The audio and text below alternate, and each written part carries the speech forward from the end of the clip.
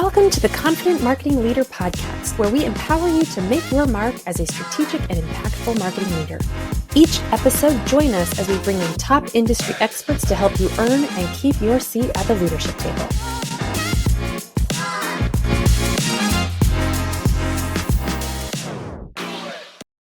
All right, well, Marisa, I am so happy to have you here today.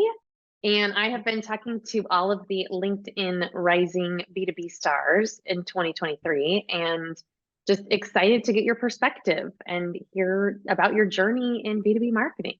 So welcome. Well, thank you for having me. I feel like I'm speaking to a superstar right now, so the pleasure is all mine. I love it. So my first question that I love to hear your thoughts on is, how does it feel to be named as a LinkedIn Rising Star of the marketing world? Well, when I found out, I was completely surprised, and I'm incredibly grateful for this honor. I think success, though, is rarely achieved alone, and it made me think of all of the different people that have helped me, coached me, inspired me. And luckily, I'm able to be surrounded by people like that on a daily basis that really inspire me to do my best. And through working with my colleagues at Bridge Partners or with different marketers across the country through different awards like this, it's just really inspiring how we can all come together and start to develop some real impact on the marketing world. So I think it's exciting for me, but I also think it's a really exciting time for marketing and the impact that we're able to make. Yes, I agree. And yes, we can only go up, what I say. So tell everybody a little bit about what your role is at Bridge Partners. I am the director of marketing and communications for the firm, and we're a consultancy that works with the world's largest and most innovative tech and cloud companies to grow revenue, activate channels, accelerate pipeline, and then just create general value. And so my role with the firm is I'm in a little bit of everything. I'm not necessarily client facing, but I am marketing the firm brand. Yeah, and so you have an interesting perspective because you get to see like what's working with clients, but then also get to apply it in your own business then, right? Yeah, I mean, it's really the best of both worlds because I get to be surrounded by a ton of really great marketers. And so I get all of their ideas, and then I get to be the one to help bring them to life. Well, okay, so good perspective. What do you think is going well right now in the world of B2B marketing? Oh, man. When I think about some of the things that I've particularly been working on, there's the constant evolution and conversation of sales and marketing alignment. I think technology is really enabling that in a way that we haven't had in decades prior. I'm really excited by the type of content that I'm seeing out there. There's some really exciting approaches to thought leadership that are more comprehensive than, oh, you have a blog or you have a LinkedIn presence. It's really creating a personal brand for a marketer themselves, for their executive teams, for their sales team. So it's really empowering the human side of the business. And then employer Awesome. branding is something that is becoming more and more of a conversation in B2B. I think as probably COVID taught us a lot about the type of company that we want to work for or work with as a client, in making sure that you're treating your people ethically, morally, purposefully, and really trying to create a positive impact on your community. Like those are all things that are really, really important. Yeah, let's talk. Again, I want to dive deeper into both thought leadership and employer branding because I think those are interesting. Sometimes marketers are involved in that and sometimes they're not. But let's start with thought leadership. What is your definition of thought leadership? Oh man, ask me this 5 years ago, and I probably would have told you something different. But I think social media in particular has really enabled a lot of people to have more of a personal brand. And so when you are a thought leader, you're really trying to create a change of perspective in the industry. that looks like a lot more productizing of people and approaches and personal brands. And so bringing those to life over a variety of channels. So it might be a blog, it might be LinkedIn, it might be an event, it might be speaking at different events. I know that you're all over the speaker circuit. And so that's just one way that you're promoting thought leadership for B2B marketing. Yeah. And so is there like a secret sauce to be successful with thought leadership? I mean, if there was, wouldn't we all have it? But I mean, I think ultimately consistency, knowing who you are speaking to, knowing who you're not speaking to, and being consistent and authentic. And that will determine what channels you go to market with. If you are not a writer, don't start a blog. Maybe you start a video blog or a podcast. Really lean into your strengths. Yeah, and I think that one's interesting. I mean, I spent 14 years in corporate marketing before deciding to go out on my own. And I always was very comfortable behind the scenes promoting somebody else's brand. And it felt like when I made the transition to become a consultant, now all of a sudden I am the brand and I have to start building a little bit more of that personal side. I mean, do you see that that's like people struggle with that, especially hiding maybe behind a larger company brand? Oh, I have spoken with executives of some of the largest companies in the world and all the way down to solopreneurs. And everybody deals with the same, I guess, fear whenever you're promoting yourself. And so, again, it goes back to being authentic and finding your own voice. But whenever you are hiding behind a brand, I think it really goes into that what's good for me is good for the brand and vice versa. So the Mhm. more that we can empower different people throughout the organization and people of all job levels, not just your C-suite, that's where you can really start to create some momentum for the brand. And then you get to relay your own personal experience through your own channels. Yeah, and I think, I mean, I hope like I'm seeing a shift between even engineers or salespeople that are seeing the benefit of putting their own thoughts out on a piece of paper. And I think marketing is often facilitating that, right? Trying to get the thoughts out of somebody's head and turn it into something that's cohesive that would be interesting to read or learn about.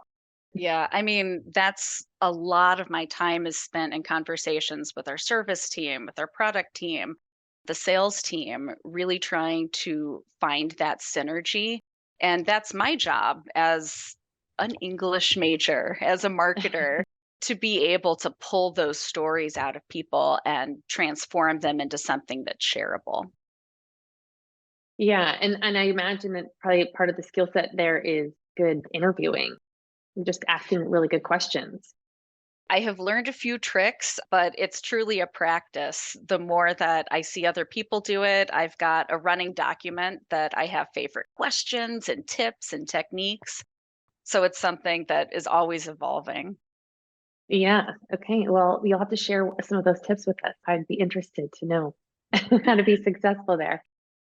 Well, I will say I recently read an article, and I try to keep things pretty positive, but it did highlight that getting people to talk about painful subjects really builds authenticity. So I think when you are interviewing, including a balance of the types of questions so that you can get to that raw, vulnerable moment and then kind of build back up. That's when you really Mm, start to create some real emotion. yeah, I love that. That's a great tip. Okay, thank you for that. Let's talk about employer branding now because I'm with you. I saw this evolve after COVID. All of a sudden the hiring went up and companies realized, oh, we need help sharing our employer brand. And I think that there's this really interesting moment between how the brand shows up externally for customers and then how it's being experienced internally. And I Mhm. know of several companies that almost have a facade around this. They're showing up one way to customers, and then it's like a nightmare internally to work there, and yet they're not presenting that face. So I'm just curious what you're seeing on your side of that. And when we transition and talk about authenticity and what does that even mean and how can people start to get more alignment there? Oh, I mean, I've got so much to say on this topic. I think as more and more people have become comfortable using social media, like I remember when I started at work, if you were on Facebook at work, you're going to get fired or get in trouble. And Hmm. now I'm begging employees, hey, post this on Facebook. So it's been just such a dichotomy that we have seen like come to life. But with employer branding in particular, people are more comfortable using social media. People have more channels like Glassdoor. The app Fishbowl, for example, is really facilitating some anonymized conversation. And so I think there's ways that you can connect with current employees or previous employees that work at a company and get that real life perspective. But whenever you're building your employer brand, it's just like building anything else. You've got to have a value proposition. You've got to have your pillars, what you're going to market as. And so that should attract, but it should also repel the people that are not a good fit. And so that's what a good employer brand does. Yeah, and I think I'm so curious. Like, I see this with movements when there's big movements, the pay equity. And it's like the company comes out and makes an announcement that this is important, but meanwhile, they have no women leaders on their board, right? Or on their leadership team, or they're not transparent with pay. And I think there's this piece that hopefully with apps like this or Glassdoor that are going to start shedding light a little bit more on this, because otherwise it's just kind of hearsay and it sounds really good to investors or to potential customers or partners, but may not be the real story. Well, and I think that right there opens up such an opportunity for marketers, whether you're B2B or not, to be telling more of the inside story. I mean, it's always the behind the scenes, the insider info that people want anyway. And Mm. so if you can be proactive with controlling what that narrative is, when a crisis hits, it's not going to be, oh, wait, look, we're a great company. Look at what we do. It's, hey, we have years and years of real life examples and testimonials. And that's where content really comes into play when you're going through challenging times or hiring or retaining your employees. Yeah. And I mean, are you working with organizations where that becomes more of a marketing responsibility versus, let's say, HR or internal communications? Such a good question. It's really split. I have seen employer brand marketing that sits on the marketing team, but then kind of dotted line reports into HR. I've seen recruiters develop their own career in recruitment marketing. They're two very different things, HR recruitment and marketing. But whenever you blend together, that's when you can really create inbound recruiting. And that's where you really see the magic happen. You're tuning in to the Confident Marketing Leader podcast, where we share advice to build credibility and impact as a B2B marketer. You can also catch our episodes on Spotify and Apple Podcast and the video version of this podcast on YouTube. Yeah, I think I see that as well with just, I think maybe the other piece too is, we're talking about confidence and how to build confidence as a marketing leader and how somebody can earn and keep a seat at the table. And I think employer branding is one of those other ways that you're connecting with people across the C-suite so that you now understand the hiring and employee retention arm of the business, because there's always two sides to the coin here. We need customers and then we need employees. And it's like this ongoing thing where we always need customers and we always need employees to be able to fulfill whatever it is that we're selling. And so it's Right. this blend. And I think marketers that understand and can see the big picture are able to position themselves a little bit more strategically and gain that credibility internally. Yeah, I mean, that makes a lot of sense. And it reminds me about, I believe you wrote a book on this actually, but really the depth of understanding that you have about the business as a marketer, that's what really allows you to be able to align your strategies with the strategic objectives of the firm. And when you understand how what you're working on supports the bigger picture, that's when you can really start to build that relationship between employer branding or people branding, even so, because I think there's a lot of humanizing that you can do in customer facing materials too. But that's when you can really start to build some data around what you're working on. And that's what really speaks to the C suite. And then there's a fair amount of education that goes into it as well. Some of the things that I do a lot of, like influencer marketing, I have to Mm. explain what that is sometimes. So that can, Yeah, well, exactly. And so let's talk about that a little bit because I think that's something that every marketer faces, especially in B2B, which is you have a C-suite that's probably 99% of them are not marketers.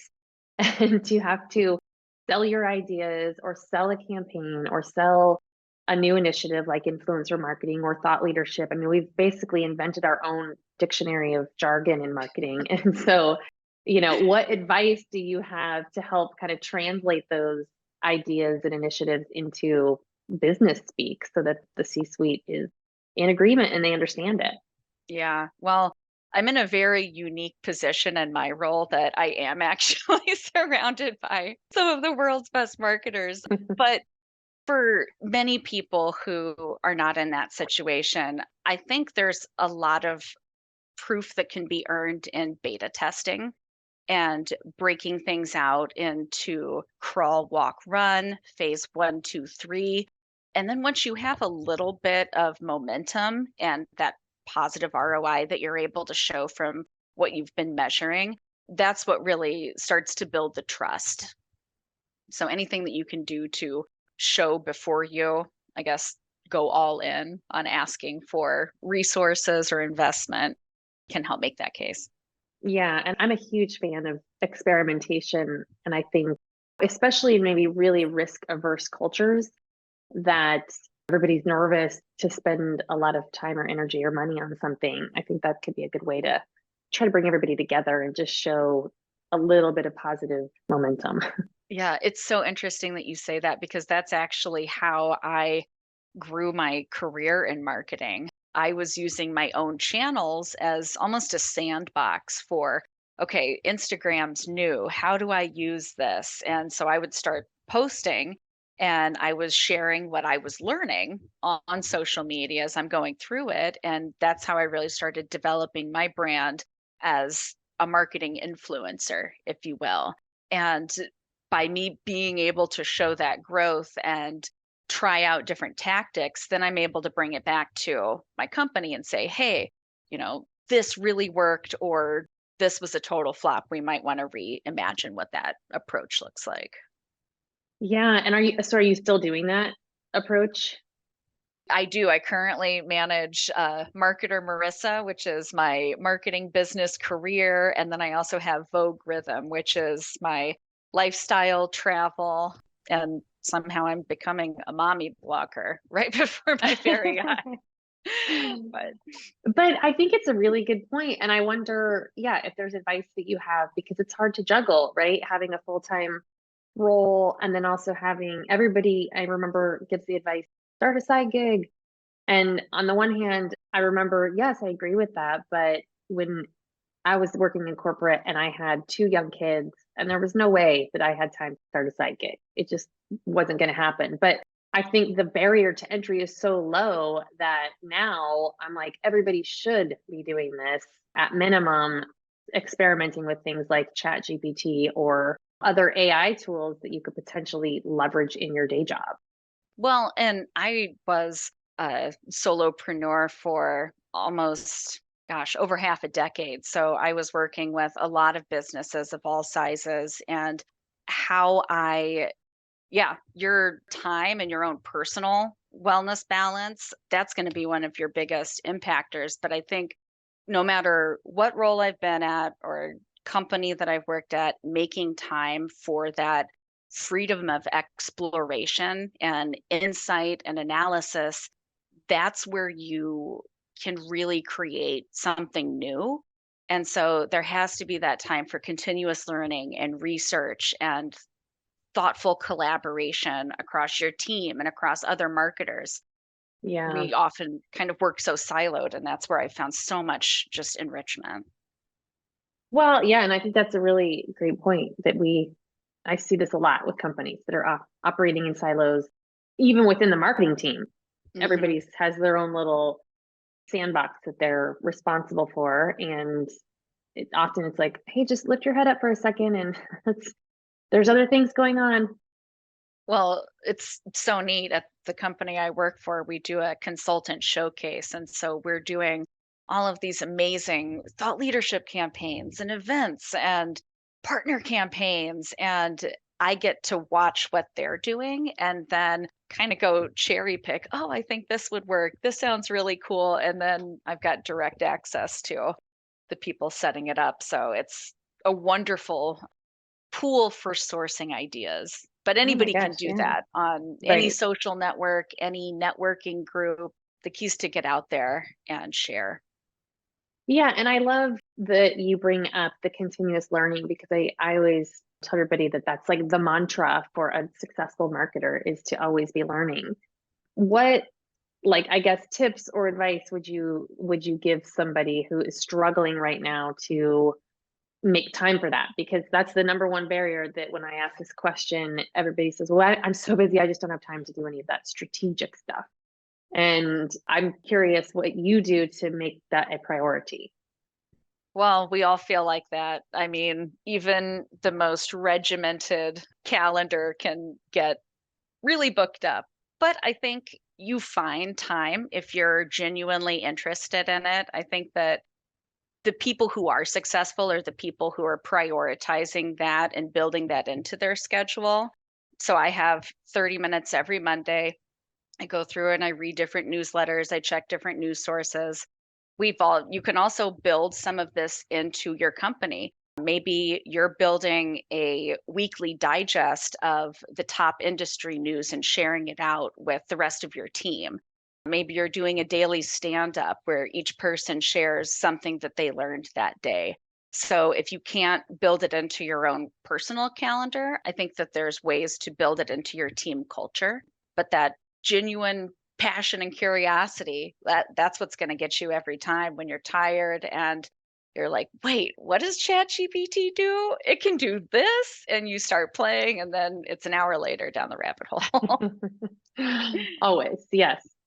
Amazing. Yeah, I think that's just a great reminder because I think people get so sucked into the day to day that they don't make time for that. So, great advice. Yeah. Okay, so my last question for you is what advice would you give to somebody who is looking to build more confidence as a B2B marketer, either for their personal brand, just kind of getting out there and starting to share their thoughts, or making a name for themselves internally with the rest of their team? You know, for me, I think it goes back to that the proof is in the pudding. So try. And I would suggest start small. Maybe it's speaking up more in team meetings or reaching out to somebody one on one and say, hey, can you explain this to me a little bit more? I think whenever we feel imposter syndrome, which, first of all, this is not a medical condition, this is fear that we all feel from time to time. But I think what that is a little voice reminding you, hey, you've got an opportunity to learn more here.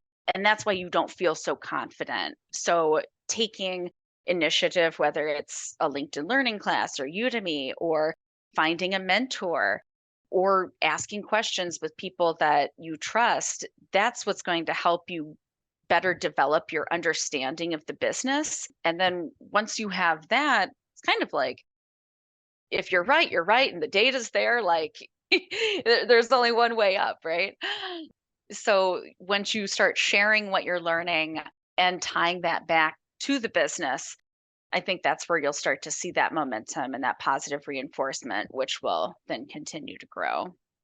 Yes, and I love that advice, and especially what you just said of sharing what you learned, because I think that is a great way to let it sink in, right? And to help connect the dots for other people as well. That, hey, there's this thing, and this is what I learned. Do I have the full picture?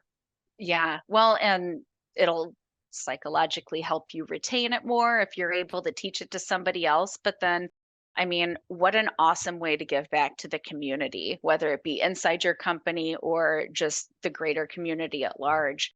That's how we all get better. Everything that I've learned and continue to learn is by white papers and webinars and conversations and conferences. And you've just got to build that habit. Yes. All right. Well, thank you for that. I love it. How can everybody get in touch with you?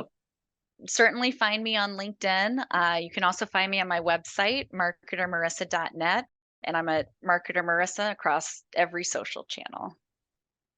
Amazing. All right. Well, thank you so much for sharing your insights and advice today, Marissa. Thank you for having me. All right. Bye.